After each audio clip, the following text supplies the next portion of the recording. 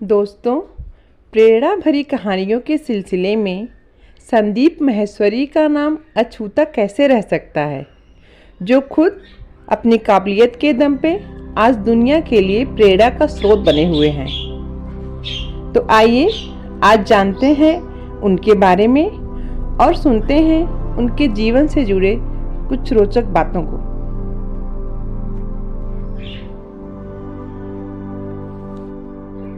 28 सितंबर 1980 को संदीप माहेश्वरी का जन्म दिल्ली में हुआ था। संदीप बचपन से ही बहुत कुछ करने के बारे में सोचते थे। वे अपने बचपन के बारे में खुलकर कभी ज़्यादा बात नहीं करते हैं। उनके पिता कारोबारी थे। संदीप के पिता का एल्यूमीनियम का कारोबार था। लगभग 10 साल चलने के बाद ये व्यापार ठप हो गया। परिवार की सहायता के लिए उन्होंने मां के साथ मिलकर मल्टी लेवल मार्केटिंग कंपनी को ज्वाइन किया, जिसमें घर में ही चीज़ों को बनाना और बेचना होता था।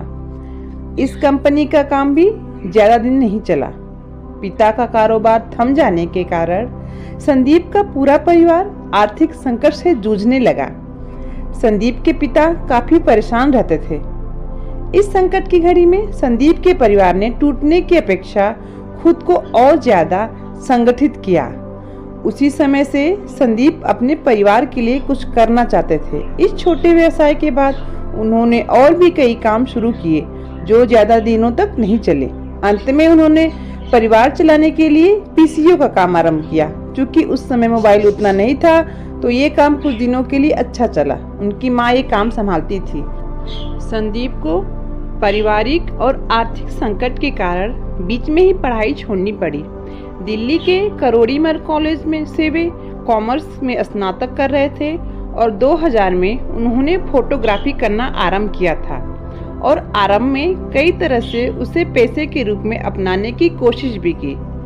इसी सिलसिले में कुछ मित्रों के साथ एक छोटा सा व्यवसाय भी आरंभ किया, किंतु वे सभी असफल हो गए। किस्मत ने उनके लिए कुछ और ही चुना था।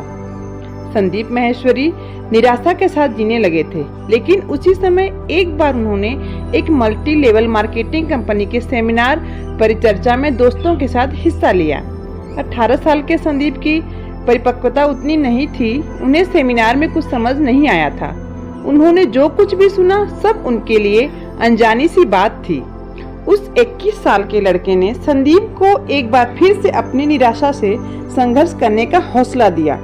इस हौसले के साथ ही संदीप को नए तरह की उद्यम आरंभ करने की प्रेरणा मिली और यह भी कि वो अपनी तरह कई युवाओं को जीवन संघर्ष में प्रेरित कर सकते हैं। अब संदीप ने ठान लिया कि वह 21 साल के लड़के की तरह ही नया उद्यम आरंभ करेंगे।